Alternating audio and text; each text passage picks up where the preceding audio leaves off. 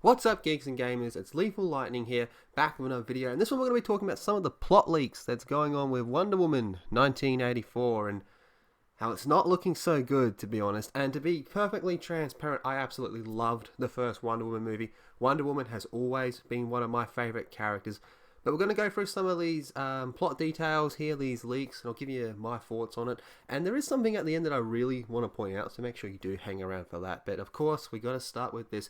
It's always been fun since 2013 to shit on a DC movie before it's even out, because that's just what the cool media likes to do. I mean, look at Joker, but I guess they really hated Joker, so maybe that's not the best example. But anyway, alleged Wonder Woman 1984 plot details leak after October test screening, and it's called a disaster. Of course they'd call it a disaster. It's a DC movie. They're all called disasters, aren't they, before they're out? They said the same thing about the first Wonder Woman movie, and I don't mean bouting into comics said it. They're just reporting on what was said, but it's a common thing to just hate on a DC movie before it's out. But I will say Birds of Prey looks terrible. The latest test screening for Wonder Woman 1984, held last month, is meeting with a mixed reaction that doesn't bode well for the film. According to Cosmic Book News, words thrown around to describe Wonder Woman 1984 include goofy, slow, and plot heavy. Because God forbid a movie has plot, right? Okay, so Redditors note that this version of Wonder Woman 1984 received mixed reactions, as some felt it came across as really goofy, really campy and simple, while others were offering it was too slow and plot heavy. That sounds a bit weird to me, to be honest. Not only did Redditors provide their reaction to the test screening, but they also revealed a number of alleged plot details. Now, this one sounds freaking stupid to me. Maxwell Lord's powers. The source of Max's powers is reportedly a magic stone. That just sounds silly to me. It can grant wishes, but has the monkey paw effect that gives them an added curse, and the curses feed Maxwell Lord's power. That just sounds really, really stupid.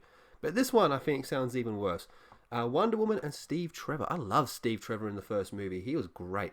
Okay, Diana gets Steve back by accidentally wishing him alive again. The problem is, we reported months back, Steve is in the body of another man that only she sees as Steve. Her wish also costs some of her invincibility, as bullets and knives can now hurt her. But might be much more than just her invincibility. One user who claims to have seen the test screening notes that Diana is fairly powerless throughout most of the movie because she lost most of her powers due to making a wish on the stone, since it works like the monkey paw effect and each wish exacts the price from the wisher. This makes me want to watch that Wes Craven movie, The Wishmaster. That's a really good movie.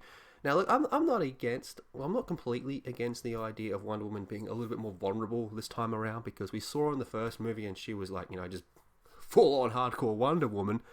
So I think it's an interesting take to have her be a little bit more vulnerable, but still, you can't go too far with that. The idea of having her being very less powerful for most of the movie just sounds a bit silly to me. That could be like a nice little section of the movie where she has to, learn to, do her thing without her powers, but she's still Wonder Woman. She's still like top-tier fighter. She can still kick everyone's ass, well, most people's asses out there.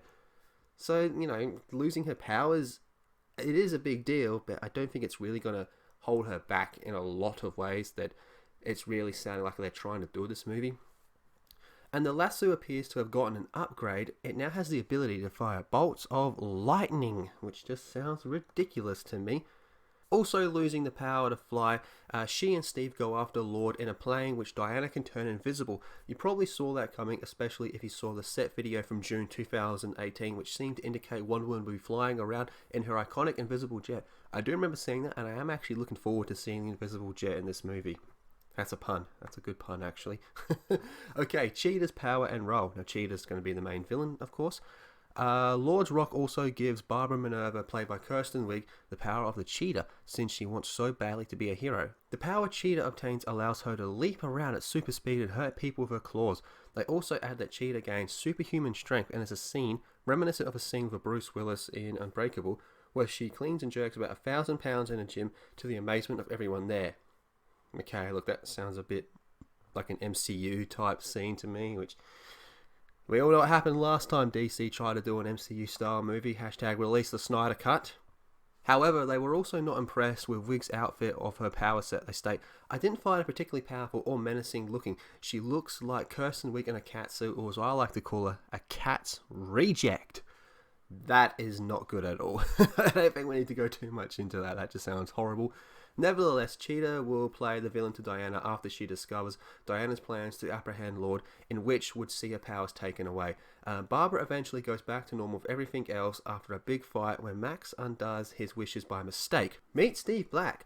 Steve goes away too, but that's not the end of Steve's unwitting host and Diana. McGlone explains with an analogy to a Brad Pitt movie, but we're not done yet, as the flick apparently rips off Meet Joe Black as the guy that Steve Trevor was possessing. He doesn't remember anything but strikes up a conversation with Diana, and she agrees to go on a date with him. Okay, that just sounds really weird to me, like really, really weird. I'm not really liking much of this, to be honest.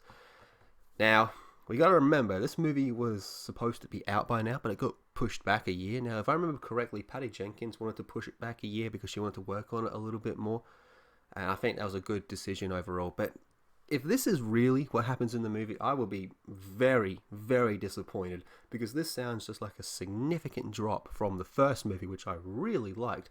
But we've got to look at, what is this movie missing that the first one had? Do you know what the answer is? Zack Snyder. Zack had quite a big part to do with the first Wonder Woman movie, and that movie was considered pretty good by a majority of people and did fairly well at the box office as well.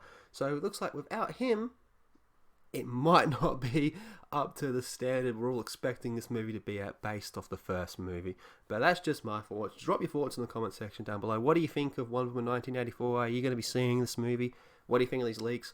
Let us know. Be sure to subscribe to Geeks and Gamers. Leave a big thumbs up on the video. Share it around. All that good stuff. I'm Lethal Lightning. I want you all to have a fantastic day. And I'll see you in the next video. Hooroo. Hey everyone, it's Jeremy from geeksandgamers.com, and if you're a fan of Geeks and Gamers, please go to our website, visit our merchandise store. We have t-shirts, hoodies, hats, beanies, tank tops, and in the very near future, we're going to have many more products for you to choose from. So thank you for the support. We appreciate it. You guys have a great day, and we will talk to you later.